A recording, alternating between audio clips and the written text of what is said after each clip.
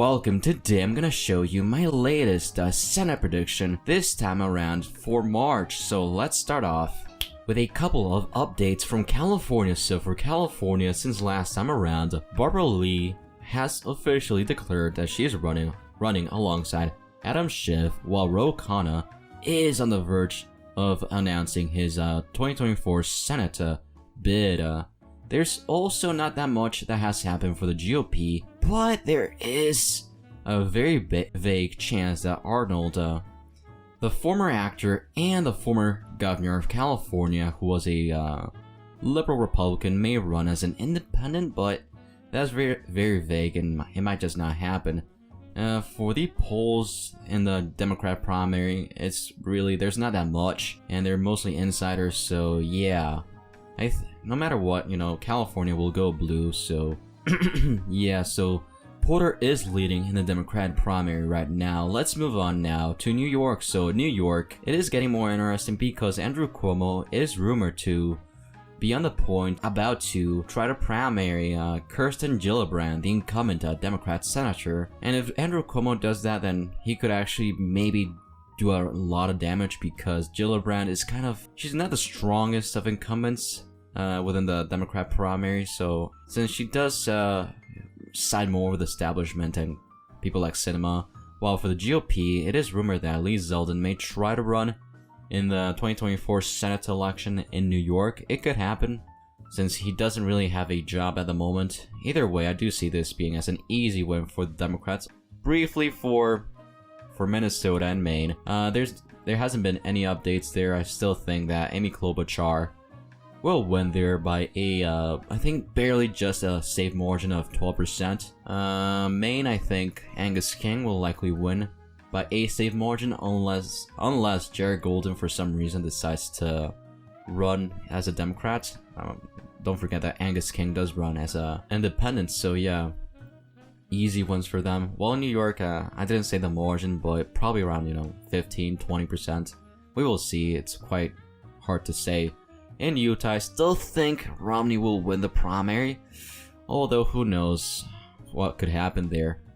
And for really the, you know, we're done with the safe states, so let's go to the likely states right here. So for two likely states that could easily be safe states, let's go to Missouri. Why not?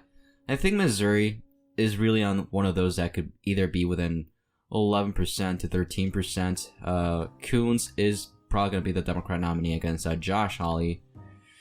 And the Democrats in Missouri are off to a great start this year around. They also have a new chairman, Russ Carnahan, so that's going to help him with those old school voters. Although, I'm just going to put this as likely because of the funding that Coons will get. It could easily be safe, but for now I'm going to put it as likely, or barely by 11.5%. And now for Virginia. So Virginia, it's one of those states that just basically depends on if the big incumbent in another federal race, or I should say another statewide race, runs in here, and that would be, let's see, Glenn Youngkin. The governor of Virginia could run for Senate, although I'm not too sure about that. It's probably going to be Hung Kao, who is an okay candidate. I mean, Glenn Youngkin would be as A tier, but Hung Kao is probably more of a B tier candidate against Tim Kaine, who is not retiring, so I still see this being a Virginia. I think Virginia will depend. I'm gonna say, I don't know, 7 to 9%, although, as said before, if Glenn Youngkin is the nominee, this could easily drop to lean D, but for now, I have to leave it as likely D for the Democrats. Not that much of a difference here, so no big updates there. For the following one, for New Jersey, it's hard to tell what's happening in New Jersey because I'm not sure if Bob Menendez will run for re-election.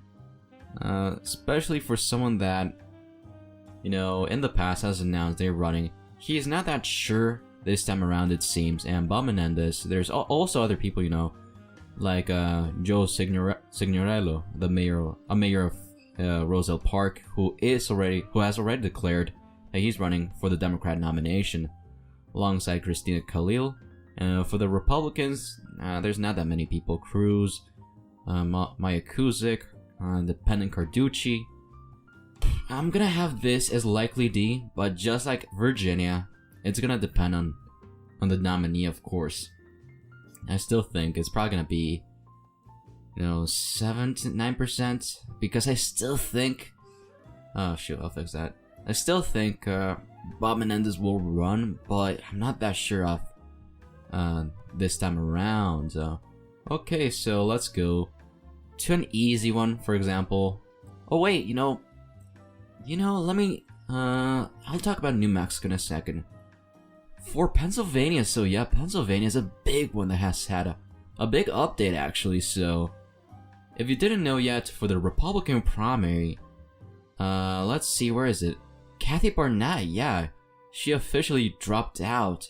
And this is amazing news for Doug Mastriano, who is, who almost lost the nomination back in 2022 because, Barnett was another Trump aligned candidate. So her not running 2024 is amazing news for Doug Mastriano. And I think I've seen a lot of the polls within the GOP primary between Mastriano, McCormick, approval-wise. And for some, it's funny because Mastriano in the GOP primary is an electoral juggernaut.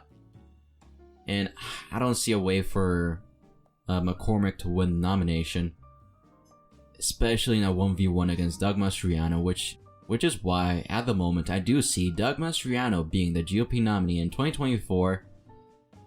And it could actually be, Bob Casey is the incumbent, by the way. I mean, long-term incumbent since 2007 technically. So we could actually see safety Pennsylvania. But for now, I mean, the candidates, Mastriano may not run still, but I'm gonna have this as a 7 to 9% win for Bob Casey, because I still see Mastriano having the momentum in the GOP primary right now. And now for New Mexico, so let's go to New Mexico. Not much. There's a Wikipedia this time around, fun fact, so that's something nice. The Heinrich is probably gonna win there, the incumbent, so easy, likely D win for the Democrats. Let's go. Oh yeah, something I wanted to talk about. I was really pushing off this video because I think 3 weeks ago, Virginia Governor, I should say West Virginia Governor, Jim Justice said he was gonna announce his decision after 2 weeks. It's been 3 weeks now, so yeah. If you see a text at the bottom saying that he's running or he's not running, then yeah, you will know, because he should announce at any point, but he hasn't. There's Mooney, but the main issue here and the big news, it all comes down to Jim Justice, because if Jim Justice runs against Manchin, it's over for Joe Manchin. Because Jim Justice is a former Blue Dog Democrat. Oh wait, and it would ensure that West Virginia flips in 2024, although if it's Alex Mooney, I could see a drop to lean R, but for now I'm gonna have this as likely R, although it could change, just like New Jersey, Virginia, West Virginia could change margin wise, but for now I'm gonna say 6 to 8%. Yeah. Let's go to Michigan. Yeah, Michigan. So Michigan. And Michigan has had a lot of updates. So recently, Schumer, Stabenow, who is retiring by the way, and Slotkin have done quite well, because it seems like they all have worked together to really clear the field for the Democrats, in order for the Democrats to not spend as much resources as possible in Michigan, because they will need those resources in Montana, Arizona, and Ohio desperately. So it doesn't matter. Slotkin basically has the nomination. But for the GOP, it's really interesting. You got Bill Huizenga, or you could say Heisinga. I think that's more of a better pronunciation. You got Lisa McClain, Peter Meyer, even though he's not going to get the nomination. You also got Justin Amash, who may run third party as well. So unlike what the polls are saying, I actually do see this being a likely D race for the Democrats. Especially with Karamo as the, a new head of the Michigan GOP. She also announced recently, if you don't check my community news updates, that the Michigan GOP is going through a harsh economic time, so funding is not going to be a big thing for the Michigan GOP, to say the least. So I see Youngkin likely winning here by just above 5%, probably like 5 to 7%. And yeah, for another, state, let's go now to Florida. So Florida, the home state of Rick Scott. Yeah, Rick Scott is so lucky though. It's funny because no matter what, if it's Trump or DeSantis, they're gonna win by almost a landslide margin in Florida and likely carry Rick Scott, even though he's quite weak. Quite a lucky man. And there's also a potential that McConnell does signal for another candidate to try to primary Rick Scott, like Donald's, although it could be someone else. Gatz is likely gonna run in 2026 for governor instead. That's what I'm guessing. But for the Democrats, it's looking better because it does look like Stephanie Murphy and Gwen Graham may run in 2024 for Senate. And both of these people will likely be enough to maybe drop it to lean. But even then,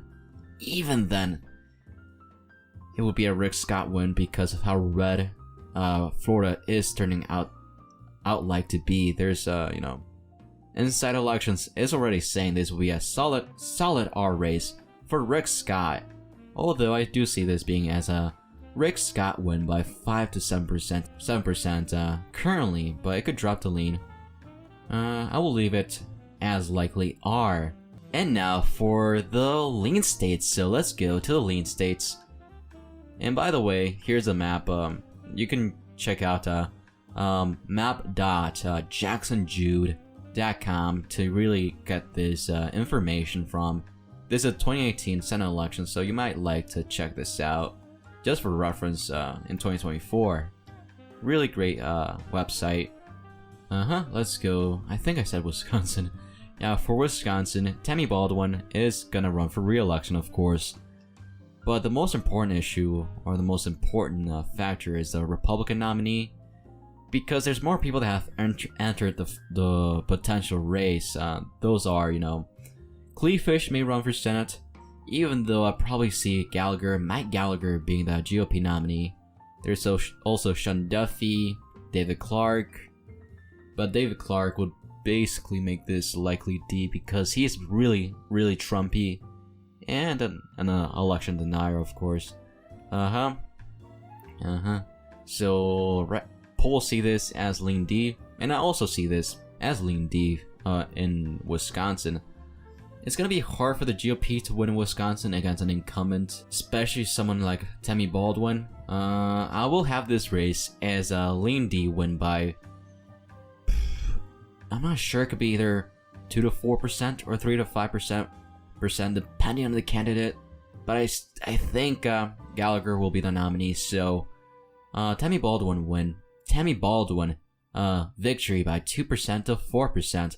And let's go to Texas. So for Texas, it has had a small update, but still a decent enough update to talk about. And that is Colin Aldred. Yeah, Colin Aldred has signaled that he may want to run, and he's a potential candidate for the Democrats, and especially with such a, weak bench, especially for a swing state potentially in the Senate. Colin Aldred would be able to maybe outrun, I think, Biden by a decent bit. Although, even in that scenario, I don't think it would be enough. But he would still do better than, Joaquin Castro, your Beto O'Rourke, for example. And most of them do have this as likely R or save R. But assuming Colin Aldred is the Democrat nominee, it's gonna be closer. And Ted Cruz is running for re-election. Surprisingly, I do think Ted Cruz will win here. I think it's gonna be 2 to 4%, just like Wisconsin, but this time being a GOP win. it's gonna be interesting, so watch out for states like, Wisconsin and Texas in the primaries. And for another state that has, you could even say, a bigger update for Nevada. So if you didn't know yet, the Nevada Socialist wing of the Democrats were ousted by a landslide by the Reid Machine followers. So that's really amazing news for the Nevada Democrats. And now the Reid Machine people are back in town. So, and they also have a new chairman that is way better than Whitmer. And Jackie Rosen is probably going to run for re-election. It does say declared, so I assume she's running. Well, for the GOP, it's the three main ones are Sam Brown, who came in second in the 2022 GOP Senate primary. Rick Harrison, Rick Harrison may run for Senate, although I'm surprised he hasn't, declined yet.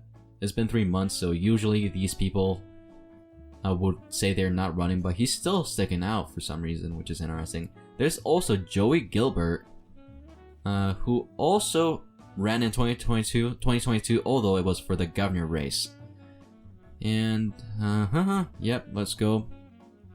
Oh yeah, is that Dean Heller? Yeah, so Dean Heller may run as well, but it's too early. And this is a really a great update for the Nevada Democrats, because they have a new leadership that is actually functionable and is going to help them quite a lot, so it could actually vote to the left of Wisconsin. Although I see Jackie Rosen winning by 2% to 4%, which is a decent update for them, although you could argue it could be 3% to 5%. And now to the Tossups, really. All of these are quite basically down to the wire. And I'm gonna talk about Montana this time around. So for Montana, Montana has had an interesting update. Jon Tester already has declared he's running, so that's a big update from last time. But I find it interesting that both McConnell and Trump are really, trying to pop up this founder and CEO of Bridger Aerospace, and the guy's called Tim Sheehy, who has no history in politics at all, and the reason why they did this is because how weak the Montana GOP bench is. So I'm not surprised they decided to just outright recruit someone, and it looks like Tim Sheehy may even get the Trump endorsement, so you're gonna hear his name a lot more in the future. And the polls do say this will be either a toss-up or a lean D win for Jon Tester. Sheehy is still, we don't know anything about him. He could still have some skeletons in his closet for anyone that knows or anyone that doesn't know yet. That's the problem you get with recruiting someone completely outside of politics, but it seems like, they love the guy. So you could either see this be, anywhere. Sheehy could be an S-tier candidate that makes Montana go by a likely D margin, or he could be, a Herschel Walker sort of candidate that makes, that ruins the GOP's chances. But for now, I'm gonna leave this as a tilt D win for Jon Tester, because he's popular and Democrats do have the funding advantage. And now for Arizona, it has changed quite a lot for me, back and forth. In the last 3 weeks, I did have this as lean D. Although, if you didn't know yet, I think that there might be another third party in 2024. So I'm not sure if it says here, but briefly I'm gonna tell you this. Joe Lieberman, let me look this up actually. And there we go. So briefly, the No Labels political organization is basically backed by people like Joe Lieberman, Larry Hogan, basically, establishment aligned candidates who lean towards Bush era conservatism, and they actually were able to get into the ballot in the 2024 race in Arizona. I think both in the presidential and in the Senate race, so that's something to look out for. So that could really be another factor in this convoluted race already. Gallego, he's basically a shoo-in in the Democratic primary, while in the GOP primary, Mark Lamb is gonna announce soon. But there's people like Carrie Lake, Blake Masters, and Karen Taylor Robson, and Andy Biggs, who all probably will announce they are running. So this is why it's such a convoluted race. So you already have Sinema running as an independent against 8 Democrats and against a Republican, and then against a Bushite era Republican, probably. So yeah, to say the least, I don't know what's gonna happen in this race. I'm just gonna go for funding. And, you know, Democrats do have a stronger voting pattern, and they tend to vote for whoever the candidate is. They're basically, you know, vote blue no matter who, so that's probably gonna help him. So I'm gonna guess Gallego wins here. Although this might be one of the most cursed elections in years, or maybe even decades. So yeah, let's go for the final one in Ohio, which is more easy to tell. So Sherrod Brown, he's running for re-election, but Matt Dolan has already announced he's running for the GOP primary, and the GOP primary is basically gonna be between Dolan, Warren Davidson, Mark Kovame, and LaRose. Although the new update does show Bernie Moreno perhaps running, because he is interested in running perhaps, so we will see if he actually runs or not. And this is a complete toss-up, and it's gonna be really hard for the Democrats to win here just because of the trends and Trump's presence in this really Trumpy Rust Belt state. They might have the funding, the Democrats, but Ohio is really turning to the right for both parties, and I see whoever the GOP nominee is likely barely pulling off a win in Ohio. Although this could easily be a true toss-up, and it depends on what happens in the primary with Donald Trump.